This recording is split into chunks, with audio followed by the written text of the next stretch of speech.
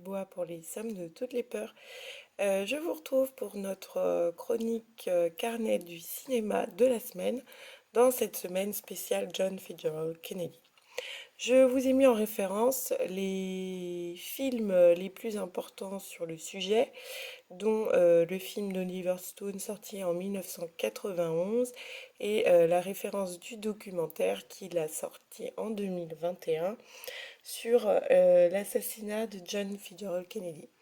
Je vous ai mis également en référence un extrait de l'émission C'est à vous où Pierre Lescure vous donne son avis puisque en termes de cinéma il est quand même beaucoup plus avancé que moi pour en parler sur ce documentaire d'Oliver Stone.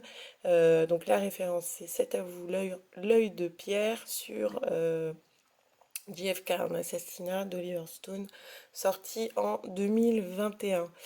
Voilà, voilà. Pour ma part, je vous relais pour info le documentaire Netflix consacré à Marilyn Monroe, que j'ai trouvé vraiment pertinent et qui est sorti cette année, en 2022 donc.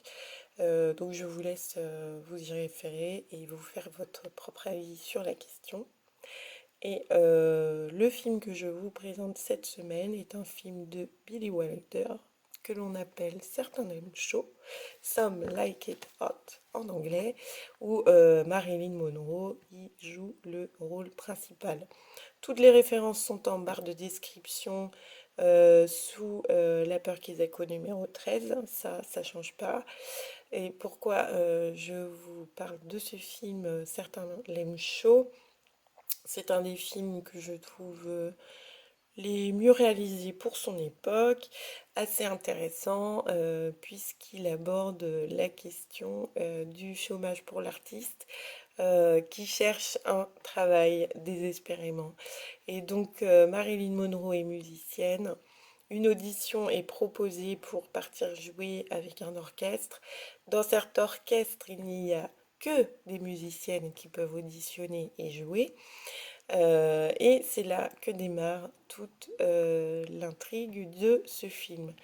On y découvre une Marilyn Monroe ravissante, pétulante et très joyeuse, entourée de deux comparses qui sont extraordinairement drôles et qui sont plutôt attendrissants, il faut le dire. C'est du cinéma comme on l'aime, enfin voilà, avec une histoire qui nous embarque, qui part d'un problème de société, mais qui nous en emmène tellement loin que le cinéma remplit à plein son rôle.